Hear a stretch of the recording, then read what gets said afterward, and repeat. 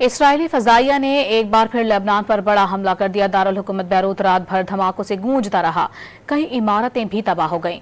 اسرائیلی فوج کی بمباری کے بعد آگ اور بارود فضا میں بلند ہوتا میلوں دور تک دیکھا گیا۔ اسرائیلی فضائیہ کا دعویٰ ہے کہ اس نے حزب اللہ کے اسلحہ ذخائر کو بھی نشانہ بنایا ہے اور لبنان کے ٹی وی المنار کا دفتر بھی تباہ کر دیا ہے۔ ادھر اسرائیلی سیکیورٹی ایجنسی نے حزب اللہ کے ممکنہ سربراہ ہاشم صفی الدین کو شہید کرنے کا دعویٰ کیا ہے، جبکہ لبنانی سیکیورٹی ذرائع نے عالمی میڈیا سے گفتگو میں کہا کہ حزب اللہ رہنما ہاشم صفی الدین اسرائیلی حملے کے بعد سے رابطے میں نہیں ہے۔ اسرائیلی فضائیہ نے ایک بار پھر لبنان پر بڑا حملہ کر دیا۔ دارالحکومت بیروت رات بھر دھماکوں سے گونجتا رہا، کئی عمارتیں بھی تباہ ہو گئیں۔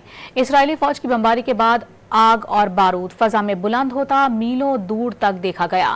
اسرائیلی فضائیہ کا دعویٰ ہے کہ اس نے حزب اللہ کے اسلحہ ذخائر کو بھی نشانہ بنایا ہے اور لبنان کے ٹی وی المنار کا دفتر بھی تباہ کر دیا ہے۔ ادھر اسرائیلی سیکیورٹی ایجنسی نے حزب اللہ کے ممکنہ سربراہ ہاشم صفی الدین کو شہید کرنے کا دعویٰ کیا ہے، جبکہ لبنانی سیکیورٹی ذرائع نے عالمی میڈیا سے گفتگو میں کہا کہ حزب اللہ رہنما ہاشم صفی الدین اسرائیلی حملے کے بعد سے رابطے میں نہیں ہے۔